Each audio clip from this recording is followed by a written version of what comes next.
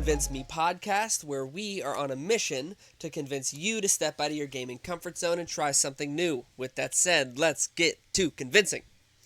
Last time we did a podcast was our Convince Me to Go Back episode, where we played older games that we had never played growing up.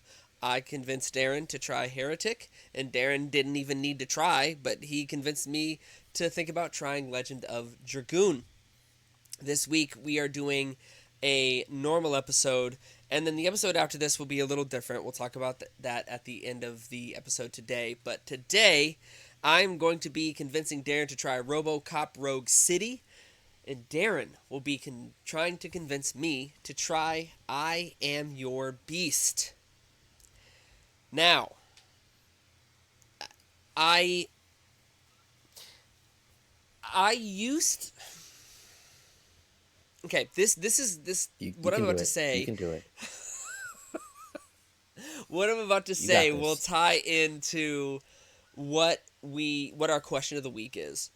But I have tried going blind into all of our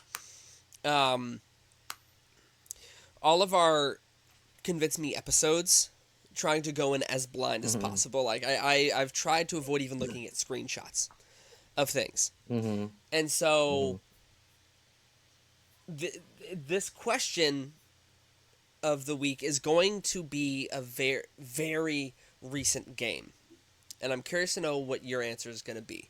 So, Okay. Darren, and audience, whoever's listening, what is a game that truly surprised you? And I mean, not a game where you were like, oh, I have high expectations and it met or surpassed whatever, but like a game where you're like, I'm going in expecting pretty much nothing, and then you may have been blown away, whether it's mechanics, artistic direction, anything. Okay. So what I'm going to do, because you mentioned that this was a question that you were considering doing, and of course we had to address that my gut check answer is always going to be Expedition 33. So I've decided that's not my answer. But that is my answer, but that's not my answer.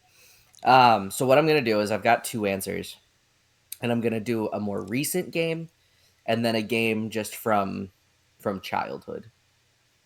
And so recently, the game that has surprised me, not so much, not surprised with the negative connotation, but simply because I tried to expect nothing and was pleasantly surprised with what I received. And that would be Donkey Kong Bonanza. Ooh.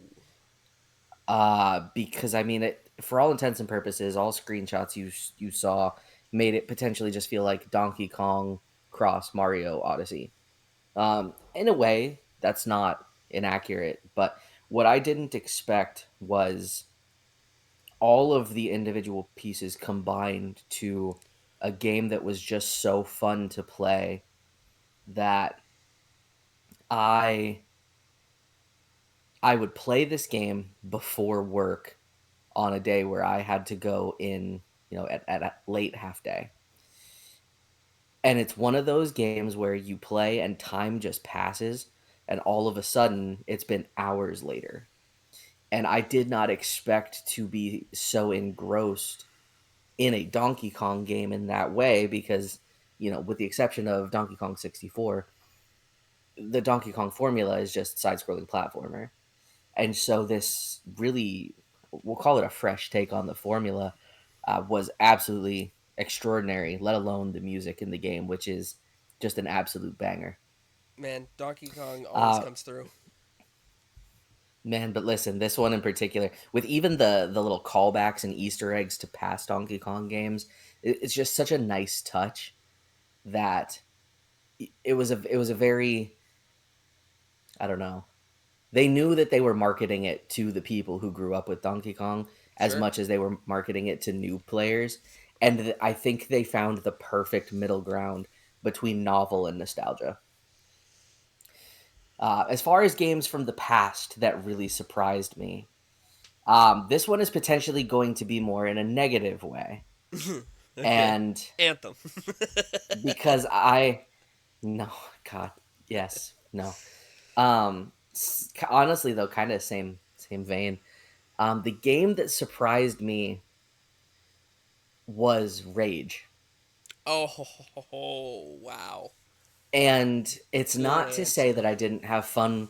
It's not to say that I didn't have fun with the game when I played it, because of course I did. It was your classic post-apocalyptic PlayStation 3 first-person shooter, right? God knows we didn't have enough of those at that point, the post-apocalyptic first-person shooter, but here we are. My problem with Rage is that you spend so much of the game, and kind of sort of spoiler alert for, an almost 20-year-old game at this point. Um you spend so much of the game trying to get like out of the circumstances that you're in, thinking that that's the point where the game is going to open up, and that technically does happen. But once you get out of that circumstance, there is just so overwhelmingly much nothing. No, so I will say about Rage is the issue that I took with it is, and I think this is a general consensus on it, is you get to a point Hmm. and you're doing this one specific mission, and you're going through this base and you're doing your shooty blow gun stuff, whatever. And you get to the end of Hmm. the mission, you're like, all right, do this thing. And you're like, all right, bet into the mission. We're really gunning up. We're gearing up for like the next phase of the game. And then right as you do that thing, credits, and you're like, Uh huh. where's the rest? Yeah, it really did feel like a third of a game. It did. And now maybe that is largely, helped or hindered by it had a very similar aesthetic to, we'll call it, a more realistic animated, or more realistic, I guess, graphical Borderlands, without being a looter shooter. But like the feel was very similar It's to the original marked. Borderlands, of course. It's marked as a if you do main story, which I didn't. I didn't do just the main story. I did stuff in the world. It says main Yeah, plus I think sides we is did everything. 15 and a half hours. I don't know if the game was just that good or if we missed something. It did not feel like 15 hours. It felt like it was like 7 or 8. I don't know. I remember just that feeling of overwhelming disappointment, of thinking that we were about to step into this sprawling expanse, which they basically explained, like made us think that that's what we were going into, only to be met with nothing, a mission, and the credits. And it was like I had hopes for the game going into it, and I had fun at the time, but where the surprise comes in was, hey, surprise, game's over. What'd you think? And that wasn't necessarily a positive take, to the point where at, initially you and I were both pretty excited about Rage 2 when it was to come out, Came and went. and I never played a second of it, and never really cared to. And now I could go play it for free right now on Games Pass, and I probably never will. You have Borderlands And 4? that's a bummer. Well, what do you mean? So as for me, most surprising game, honestly, is my game this week. I don't want to talk too Interesting. much about it. But the reason I say my answer has to be something recent is because back in the day, little young baby Ryan, when I would be excited for a game, when I knew games were coming out, I had Game Informer. I'd go to Mm-hmm. IGN. I'd go to Game FAQs. Mm-hmm. I'd go to Mm-hmm. any website that talked about games, and I would read everything on a game I was excited for. Obviously, I didn't read spoilers, but previews don't really involve spoilers. But I would read up on Right. mechanics. I'd read up on what's the story about. I'd read up on everything because I was excited for it. And so Mm-hmm. it was hard for me to be surprised because I knew exactly what I was getting into.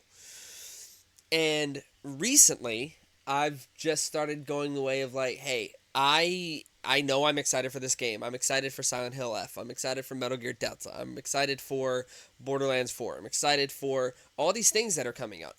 All I need Mm-hmm. is the excitement.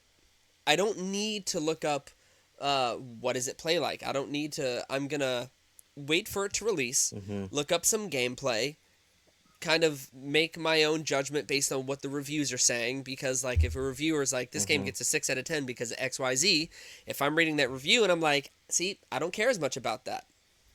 This game looks Mm-hmm. interesting to me, so I'm gonna go try it. Um, To that exact point, and I don't want to get too far off track just because we'll talk about this later anyway, but also I don't want to detract from the point you're trying to make. That's exactly what I did with Borderlands 4. You know, in every iteration of Borderlands before, I knew exactly which character I was going to start with. I already had my build picked out. From day one, I'm looking up YouTube videos of where certain legendaries are, what they do, what do I want to find, how should my build be to be absolutely like terrifyingly strong. And this time I did not do that, yeah, and it's and a I am great going through experience. completely blind. And it has been a wonderful experience. And once I'm, you know, further into the game, then I might go potentially start watching people's playthroughs of it, just because I already have the experience myself. But I've got plenty of time before I start doing that, because it has just really helped the experience quite a bit. Right. And so now that I've started doing that, I've found myself enjoying games more because I one of Hmm. the things that gets me into a game is the mechanics. Like I love mechanics. Hmm. I love when games open up possibilities of what you can and can't do. It's why I love JRPGs, because there are a lot of Hmm. JRPGs that have tutorials like 15 hours into the game. You're still getting new things and abilities. It's crazy, but I love that. And so I'm not going to talk too much about it because that's what I'm going to talk about in my segment. But Robocop Hmm. Rogue City threw some surprises my way that I did not Hmm. expect, and I will talk about it. Um, Mainly because, like, I feel like you have to have expectations in order to be surprised. Um, No, no, not necessarily. yeah, fair. If Um, it's not something that has a lot, maybe if it's something that has a ton of pomp and circumstance, but for the sake of what we're you know, trying to accomplish week to week, you just picked the game off a shelf and decided to play it with no prior knowledge of yeah, anything other than maybe having seen the movie.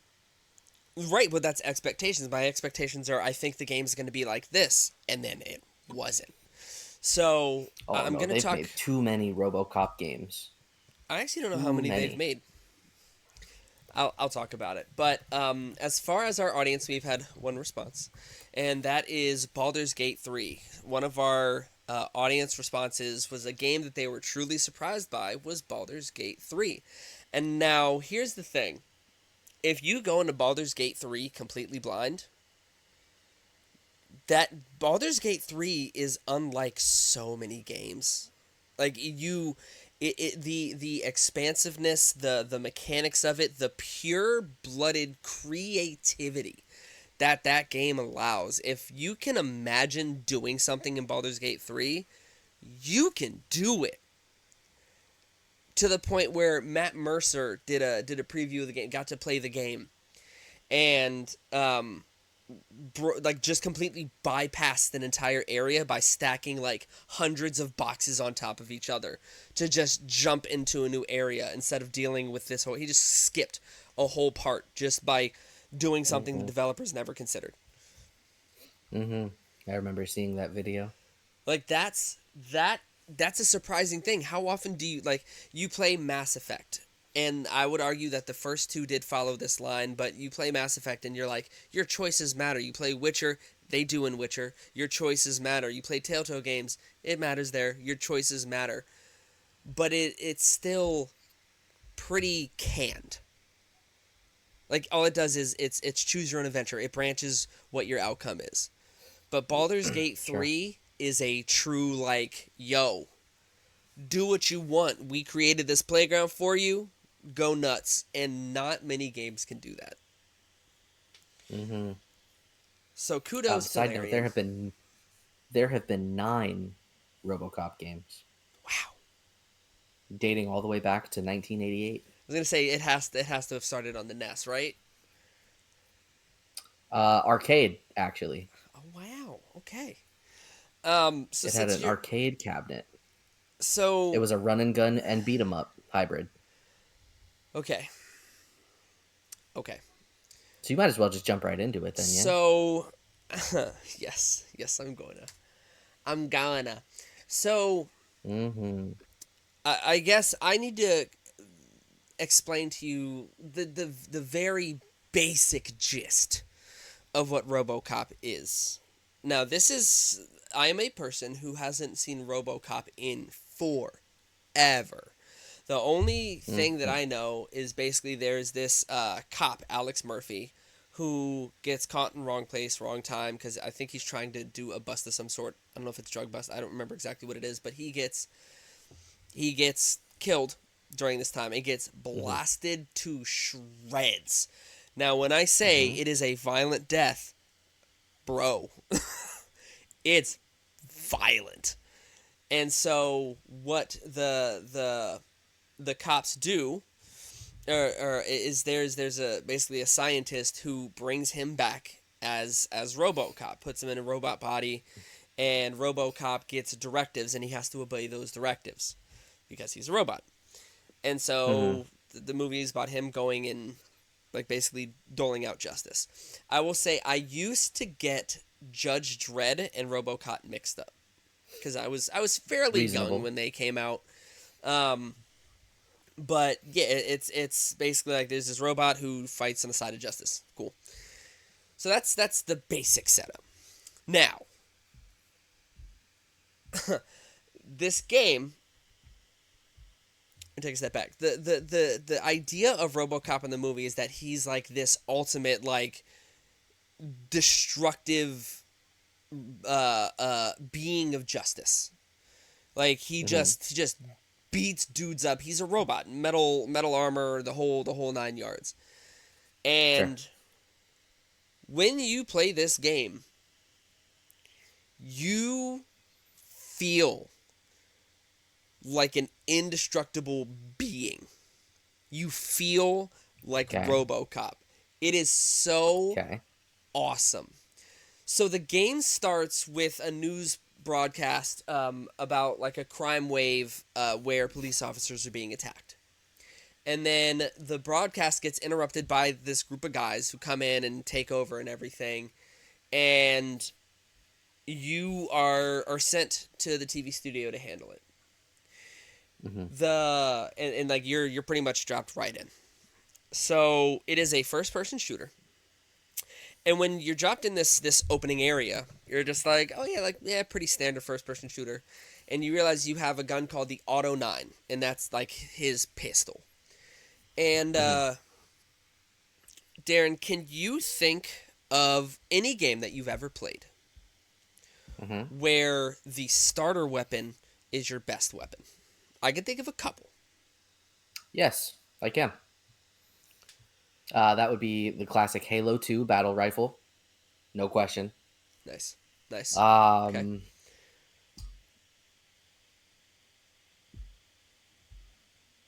oh god, I have so many weapons. There are a few games, right? Obvious, obviously, the first stick you pick up from the ground in Legend of Zelda: Breath of the Wild is clearly the It's best weapon in the legendary. game. Another It's example it's, is it's the god tier. plasma cutter from the first Dead Space. Like that gun can carry you through the whole Sure. game because you can upgrade guns and all that.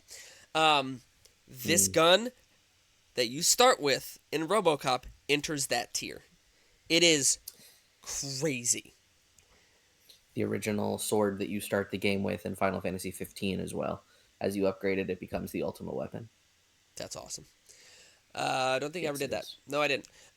But this pistol is a burst shot pistol that Okay. wreaks havoc on enemies. And you're going through this police station in the opening area and you're just blasting dudes, and this game is gory. You're blasting limbs off. You're seeing dudes' brain matter on the wall when you blast them. Like, it's gory, which was my first Delicious. surprise. I was not expecting that.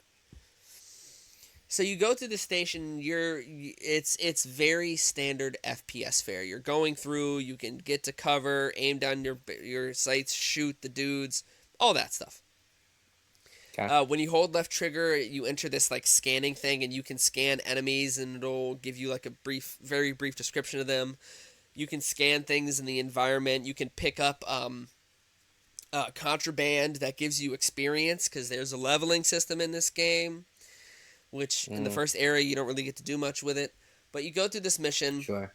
and you're going through this news station, and when you get to this one scene, you walk across this bridge and poof, explosion. And at first, I was like, "What did I do wrong?" And like, was there a grenade I missed? Because it basically made it seem like you died. And you enter this memory scene, this like flashback that you're walking through of Hmm. what's clearly like his past. So Sure. you get insight into this character that you're playing. So you get to learn more about them. You build more of a connection, and then you come back, and you finish the mission, and then you get a grade. I got a B because the more contraband you pick up, the more secrets and things that you find, you get a better grade, which gives you more experience at the end of the level. Hmm. So experience, when you reach a certain amount, gives you skill points. Skill Okay. points can be spent to upgrade abilities. Some of the abilities are psychology, deduction, combat, security, all these other things. And I'm like, what is this? What is But deduction? it's levels based. Not level, you just get skill points that you can dole out to these things. Mm-mm. Um, By level, I mean like stages. um, Like the game is broken up into stages.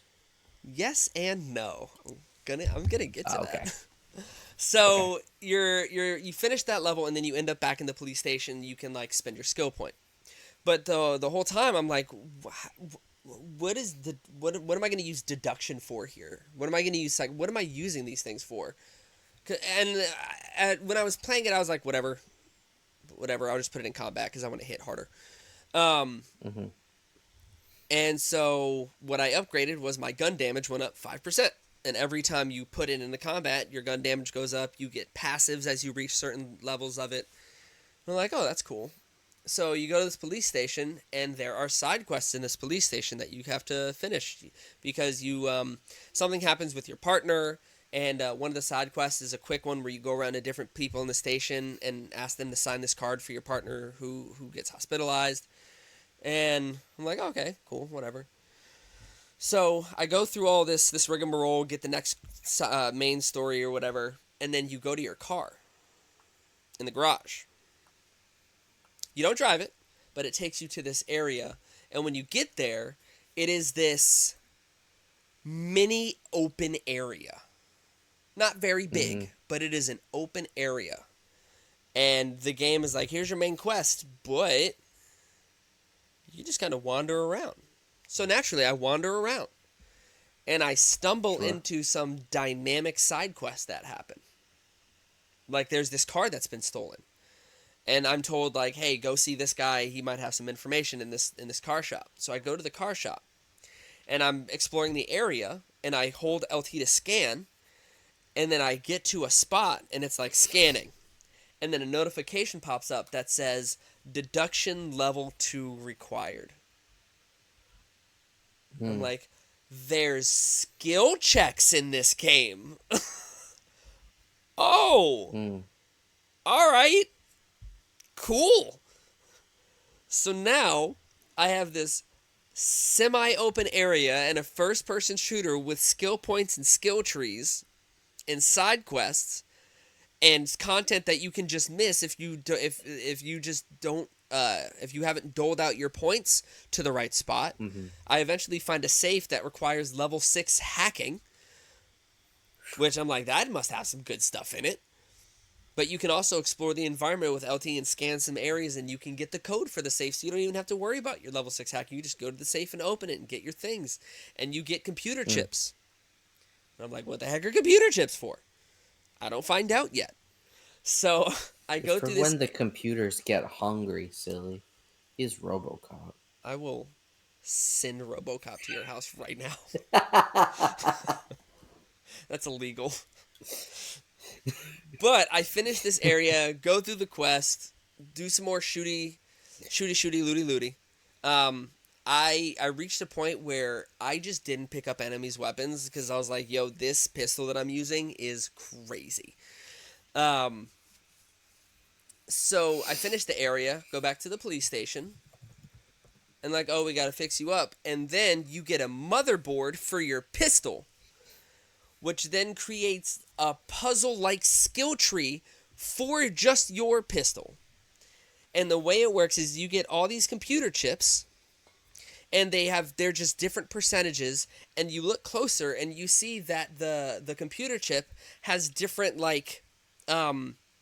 different pathways. So you have a computer Mm-hmm. chip that might say like 11% in the middle, then you'll see like a little dingle like to the top and then to the right. Or you might see a little dingle to the left and to the bottom, or to the left, right, top, whatever. Like pathways basically.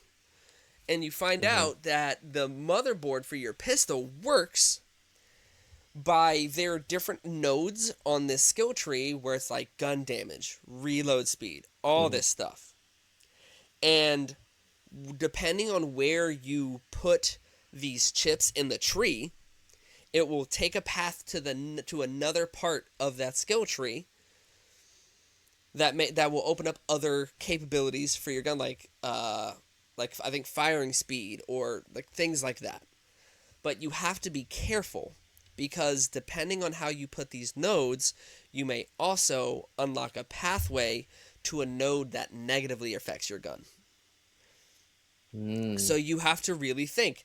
I could put this 20% gun damage so I can make my gun hit harder, but because of the Mm-hmm. pathways on that node, it'll also decrease my reload speed by 10%.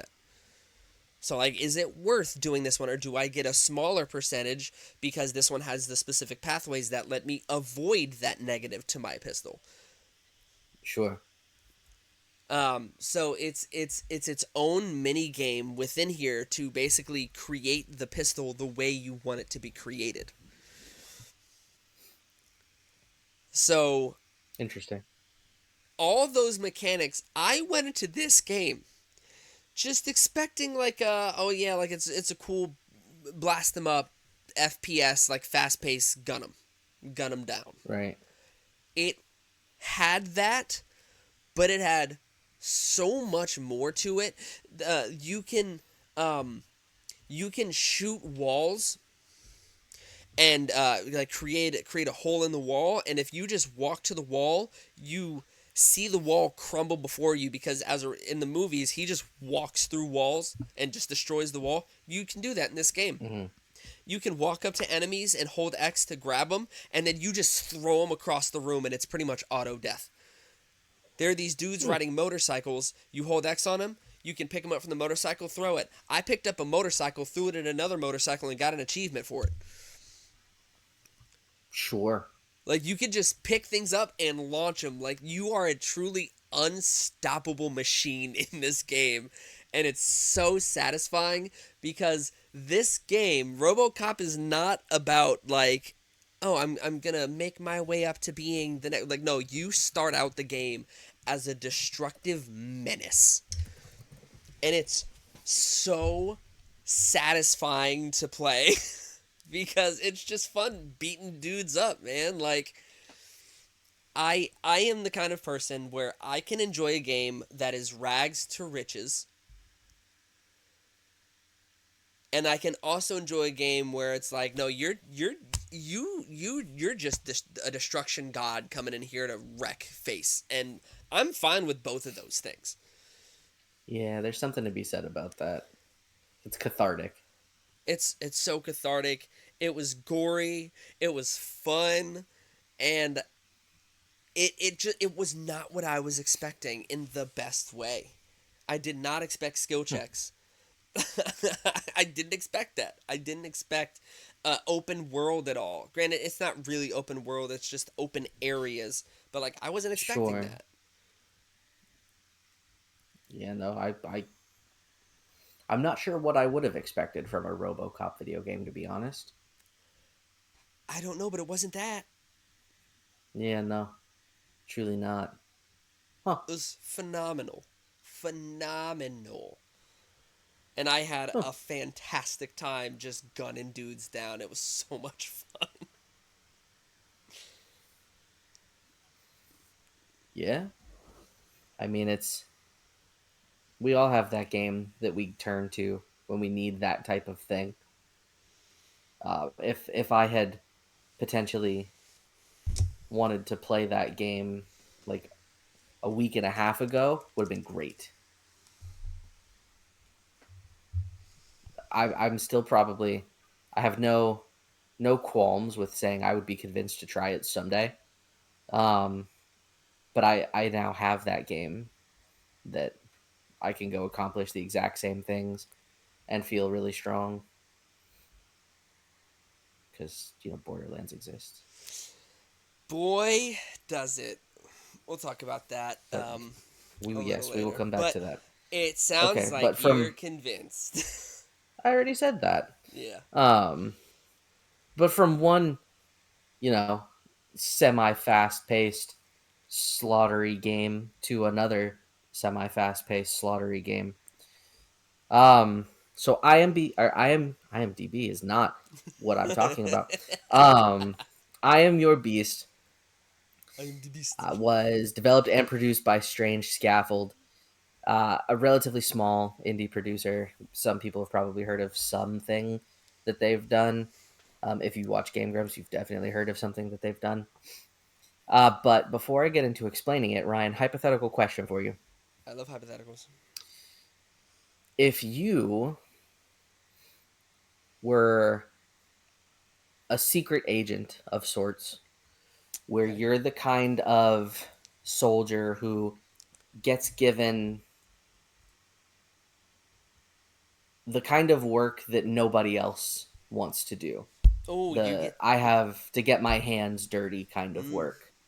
mm-hmm. And Go you on. spent a whole career doing that. Okay. It if when it was time to retire, where would you go? I am going to the beach. I am the beach. Beach is good. Who am I kidding? Probably In my this house. case, well, I mean, yeah, but your Not really. same house where that agency that you used to work for knows where you live and knows where your family is? Or would you go isolate yourself? Oh, I'm gonna go snake and live in Alaska in a cabin. Sort of. That's what So Solid in this Snake did. case, we take the role of an agent Harding who pretty much did exactly that. He was the guy who you went to when you had something that needed to be done. Mm-hmm. Someone had to get their hands dirty, and you wanted it preferably done more quietly. And he did that his whole career, retired to solitude in the woods Okay. until all of a sudden his solitude is interrupted by his former employer, who has tracked him down and wants him to take one final job. It's always one final job, man. Now, in this instance where you are this person, Ryan, would you want to take that job after spending your whole career and life doing other people's dirty work? How much is it paying? Well, you currently live in the woods, so who cares? Fair. You don't need money. Probably not then. In this case, Harding does not want to take it. However, his employer, the Covert Operations Initiative, does not take that particularly kindly and starts trying to destroy his home No. to, I guess, try to convince him to do this mission. Instead, what it does is pisses him off. And so, don't choke on your own spit. It makes you look dumb. And so, the overall premise of the game then is you are waging a one-man war against your former employer, which is effectively like the CIA and FBI mixed together. That's a lot. And you are trying to destroy the very trained soldiers who have come into your home woods to convince you to take this job Mm-hmm. for your employer. Mm-hmm. Now, before we get into the gameplay itself, I want to say that for an indie title, whoever the voice actors were, because this game is fully voice acted, you basically have voice acting, then stage, then voice acting, then stage. The voice actors were so believable that I struggle to understand why some AAA games have as poor dialogue as they do. Because it really sounded like two dudes in this situation having these conversations. Like real, genuine emotion, frustration, anger. Hmm. And that was a point that I did not expect to find. And so I found myself in between the stages looking forward to seeing this little bit of like story progression because it was believable.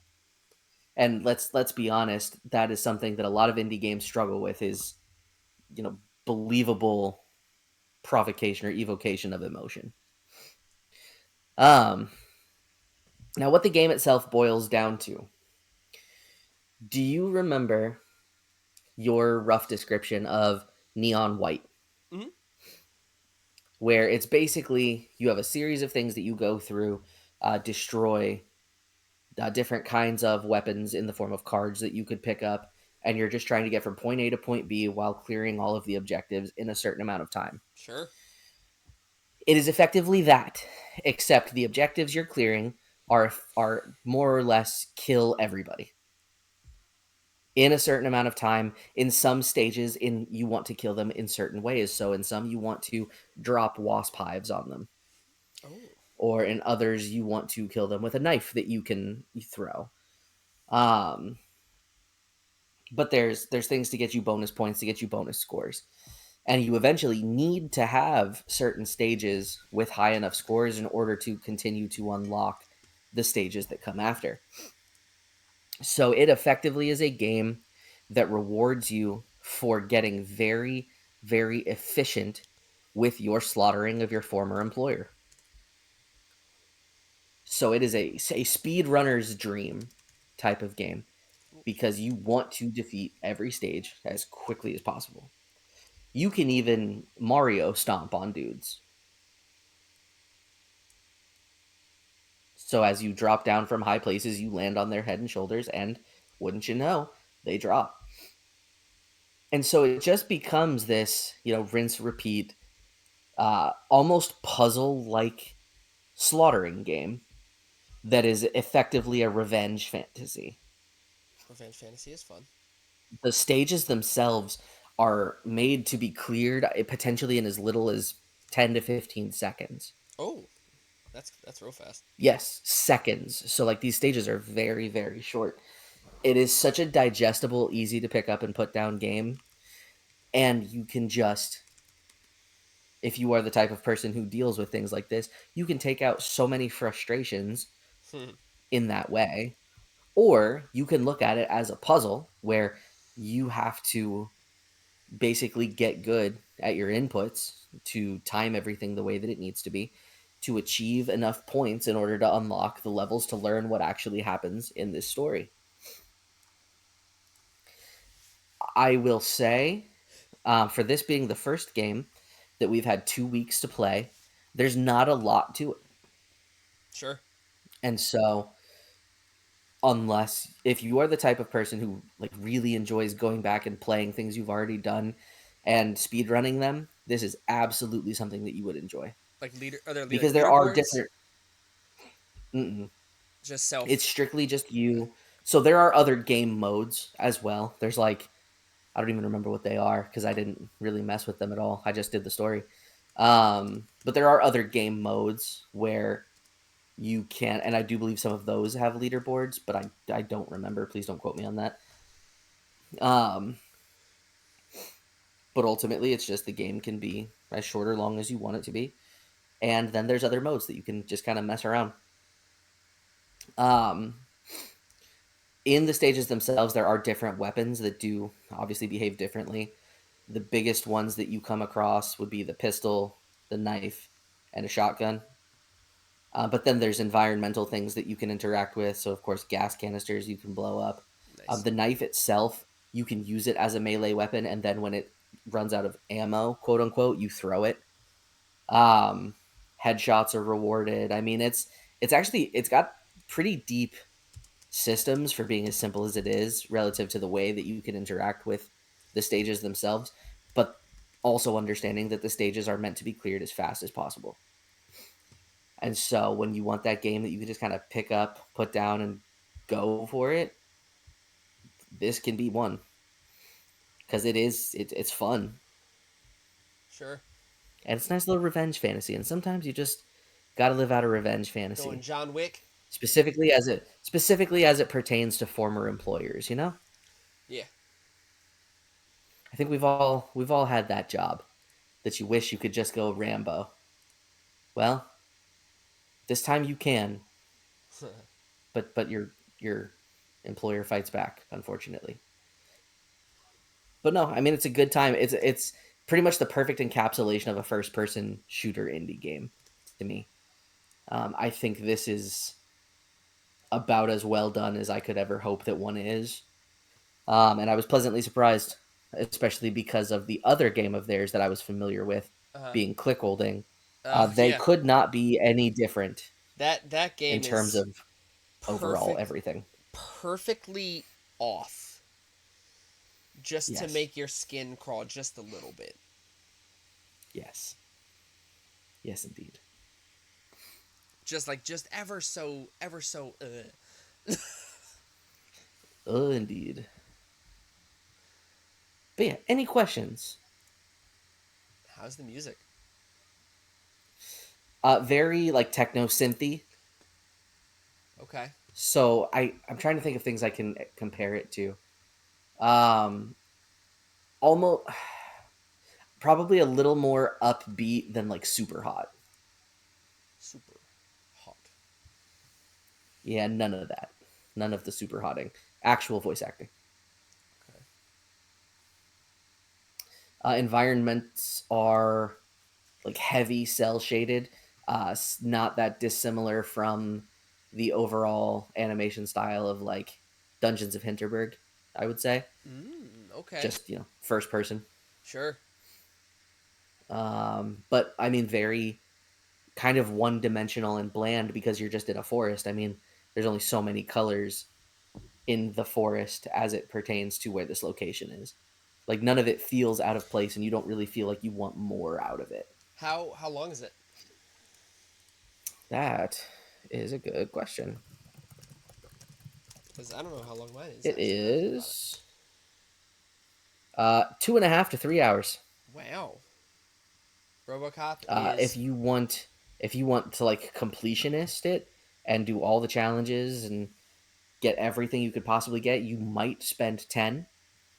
But this, like I said, the game is made to be picked up, put down, and moved on. it also um reminds me of a game I really want to try. It might be super Hmm. different because I've just heard of what this game is, but I believe it's by Annapurna, which we talked about. But it's called Lorelei and the Laser Eyes, which I really want to Uh-huh. try. Um, I but don't know anything it's about Lorelei and the Laser Artist. there's also another game. Maybe by the people who did Neon White, I can't remember, but it's like a sniper puzzle game. But yeah, no, I games Mm, like that absolutely have their place. I think hmm. that sounds like it could be a really decent like palate cleanser. In between Yes, like two large undertakings, like for example, absolutely. there's so much for me to play, but I'm playing Borderlands 4. After that, I'm kind of stuck now because it was going to be Trails in the Sky, but now I might do Silent Hill F and then do Trails in the Sky after because Oh, Silent Hill F is only supposed to be like 12 to 15 hours long. I don't know. but how could you have time to do it after when now Pokemon will be a thing? Don't tell me things I don't want to hear. Less than 1 month, sir. I need to be locked in the hyperbolic time chamber, bro. just Yeah, just put me in there, man. but only like Oh, the day after games have come out. sure.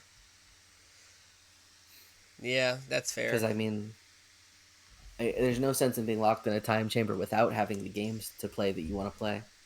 Time chamber. So, yeah, I think I'd be convinced if there's time in between games. I just need a quick like Yeah. if I ever have like a day or two in between something I want to play, I'll just pop that in, bang it out. Mm-hmm. Sounds like it could be done in like one sitting.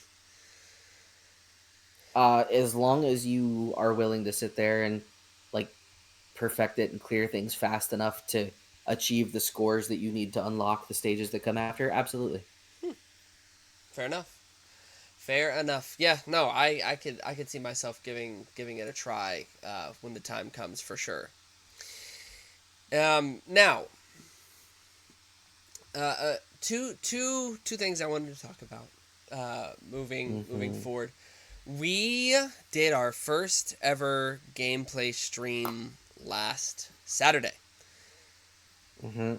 and I Which I guess had when this comes out would be not last Saturday, 2 Saturdays. 3 weeks ago, I guess. Yes, Yeah. yes. It was a great time. If there's anybody listening to this on Spotify, then like I highly recommend just joining us. It was fun getting all the like fan feedback and things like that. It was a great time overall, just interacting with friends and doing Mm-hmm. all that. As well as we gave our first televised attempts at voice acting. Yo, what do you mean? I realized going after a little bit that I think I only did two characters because Yeah. I did Madeline and then I did Theo Mm-hmm. and that was it. I don't know how that happened. I don't either, So we'll have to but it's work on that. okay. I'll pick up the slack. Maybe I'll take over some characters when we do the next stream on next Saturday. It's fine. I need more voices. That's all I You need. you I default to need to. like two voices. I know it's not great. But anybody who was the few people who were there, they made the stream way more fun because it was just nice to bounce off of people and I think I made decent. I only died a couple of times. So I'm gonna do a no death run next time we play. Yeah, you starting over? I never said that. I don't have to worry about it because I'm not gonna die. So Mm. Mm-hmm. the other thing I did want to talk about, we're gonna we're gonna have a whole special episode dedicated Mm-hmm. to the game that we are both currently playing. That game being Borderlands 4.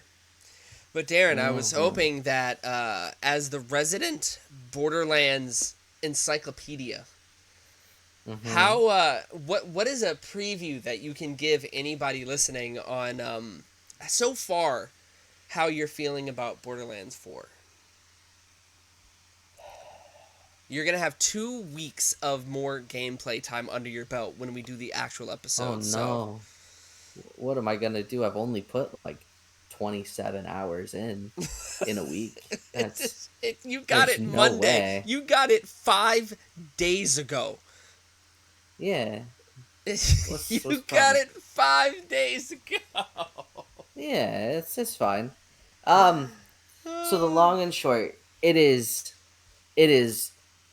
more Borderlands without necessarily feeling like it's more Borderlands. Yeah. which is a very good thing in a lot of ways, but also comes with its own challenges. The one thing that still remains universally true, however, is that Randy Pitchford is still Randy Pitchford. One of our audience members said that we should do a convince me on different characters in the game.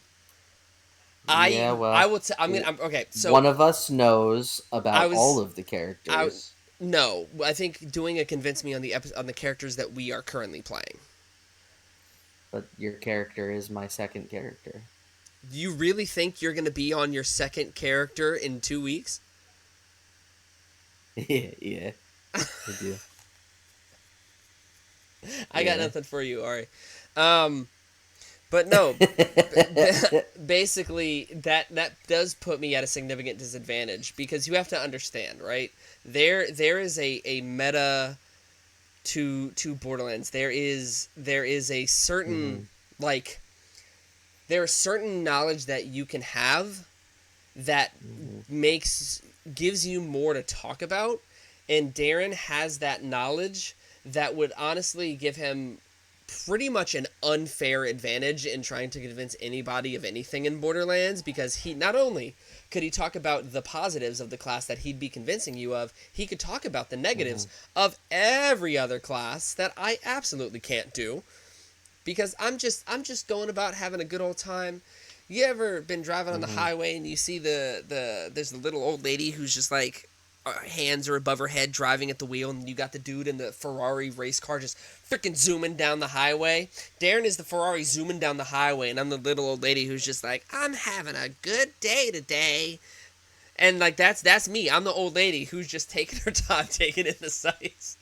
I don't know anything about anybody else going on around me. I know what I'm doing, and that's it. And you said the one See, multiplayer game Ari, he'll you'd play, say that. he You'd doesn't play say that. multiplayer. I sure don't. I play by myself. Oh, what, you want to join my game? No. It's multiplayer capable, Nope. but doesn't mean he utilizes it. Yeah. No. Yeah, Like, I'll okay. go in and help people clear raids and stuff if they need help clearing it for the first time. Especially because with Borderlands 3, they got a lot better at making your instance be relative to your level, whereas like the other person's instance, it pertains to theirs, so it scales well. Okay, I So I don't just show up to. eyes glazed over. That's fine. Eyes glazed over. Basically, I could show up. So Ryan is like level 13 right now. I am currently level 26. I got the game 2 days Um, before him.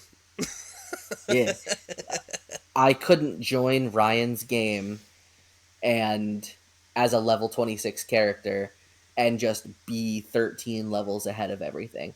In For me playing as his game, it would be like everything is at my level, whereas him having me join makes me look like I'm his level. So they've made it so you can't just power level like you used to be able to do, which is honestly a good thing. Yeah, yeah, I agree with that. But no, that's it's maybe just for the episode we'll do like a short like co-op session to just see how it runs, see if it goes well, just so we can talk about it. But like, it's pretty much going to be our experiences similar to Avowed and Claire Mhm. Obscure. Um, Speaking of Claire Obscure, do unrelated. we need to have a Claire Obscure watch every episode? We just talk about something Speaking new. of Claire Obscure, so my fiance and I were in box lunch today, Tell me there's Claire Obscure and merchandise. I wish Oh, you have in me so fact, hyped. because there's not, this situation made me more angry than the happy it should have made me. But we're just in there, and all of a sudden, I hear this very familiar song come on the speakers. Mm-mm. And it was the battle music in the Gestural Village. He remembers that song. I do. You do too, if you heard it. Sure. And I'm just standing there, and I look at Haley, and I go, "Oh my god, this is from Claire Obscure." And she looks at me and she goes, "Okay," as she would. I was like, "Wait, no, you don't understand. Like this for Claire Obscure." She's like, "Yeah, that's cool. Yeah, it's really cool." And so then I'm looking around like, "But wait, but why aren't they selling any stuff? Like, how can you play this song to me in a store and not be selling any of the stuff?" So as far as I'm aware, like I think there's the individual like small business people that do art for it and sell things, but the only, as far as I know, official merchandise seller of anything Claire Obscure is IGN. I sure is.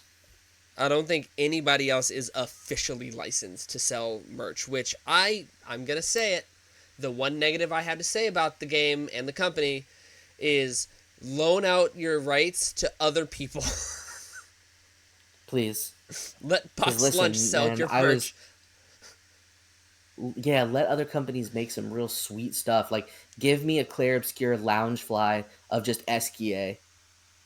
Like, I would get an Eskia lounge fly. That Yay. would be Just amazing. flying through the air. Or give me a Minoko one with like a bunch of feet hanging off of Oh it, my like gosh, Lucky Rabbit's feet. the Like, zippers I hold would feet. be all in. Oh, so good. Or just the Lucky Rabbit's feet being different feet. Like, it could be so good. Show feet. Oh my gosh, is Minoko in our Celeste playthrough? Maybe, um, maybe. but yes, that I think will take us to the end of our episode this week. Next week, or next episode rather, is going to be. Sorry, Ari. It's you have to play Claire Obscure, which I recommend everybody do. Um, Game of the year, baby. it's gonna be a bloodbath, dude. It truly is. I I do think know. Claire Obscure I comes know. on top, comes out on top, but it's going to be brutal. I know. But next week we are going to continue our Celeste playthrough. So please feel free to join us for that. Join in on the feet fun. And the next podcast episode will be a Borderlands 4 special because Darren and I, as of right now, we're having a pretty fun time. And Hmm. we just want to talk about it because it feels very different. But we'll talk more about it in the next episode. I believe that And what wraps he us really up meant to there. say just now is that that's all we want to play, and we don't want to play other games for the next 2 weeks. So we're going to talk about the thing that we're mutually playing because it makes sense, Yeah, and we will. And we're going to have a great time doing it. and we will. But as always, thank you for listening. Appreciate your time. Appreciate you joining us for our shenanigans. And I think that takes us to the end. Follow us on social media. We are always evolving. As you can see, if you're watching on YouTube, we now have text. Oh, Darren's on that side. Below his screen and below me. My camera's flipped. And just any feedback, shut up. Any feedback, suggestions, anything that you have to offer us, we're open for it. You can send us a DM. Follow us on Instagram, Spotify, YouTube, wherever. And with that said, Are you convinced yet?